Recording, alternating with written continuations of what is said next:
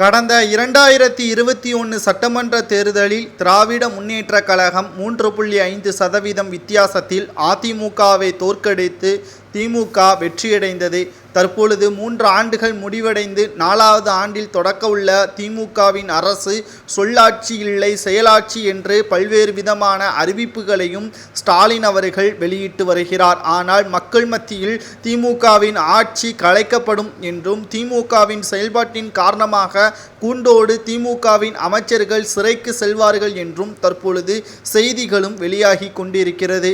செந்தில் பாலாஜி அவர்கள் கிட்டத்தட்ட 320 நாட்கள் மேலாக புழல் சிறையில் இருக்கக்கூடிய நிலையில் அடுத்தடுத்ததாக ஒவ்வொரு அமைச்சர்களும் சிறைக்கு செல்வார்கள். தற்பொழுது பிரபல போதை மருந்து கடத்தல் மன்னன் ஜாபர் சாதிக் அவர்கள் கொடுத்த வாக்குமூலத்தின் அடிப்படையில் பல்வேறு விதமான ஆதாரங்களும் அமலாக்கத்துறை அதிகாரிகளுக்கும் போதை தடுப்பு பிரிவு அதிகாரிகளுக்கும் கிடைத்துள்ளது.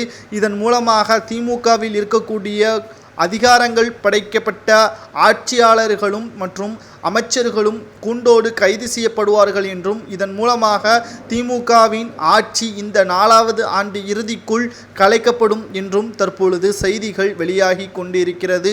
ஒட்டுமொத்தமாக திராவிட முன்னேற்றக் கழகத்தின் ஆட்சி அமைந்தால் நீட் தேர்வை ஒழிப்போம், அதுதான் எங்களது கொள்கை என்று ஆட்சிக்கு வருவதற்கு முன்பாக பல்வேறு விமர்சனங்களையும் மேற்கொண்டார் உதயநிதி ஸ்டாலின் அவர்கள்.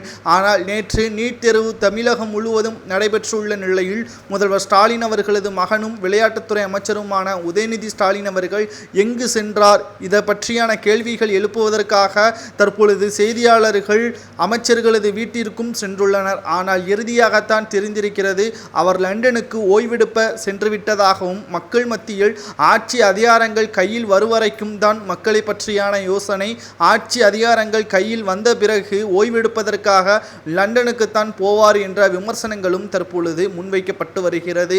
இந்த 4வது ஆண்டு இறுதிக்குள் ஆட்சி நிச்சயமாக கலைக்கப்படும்.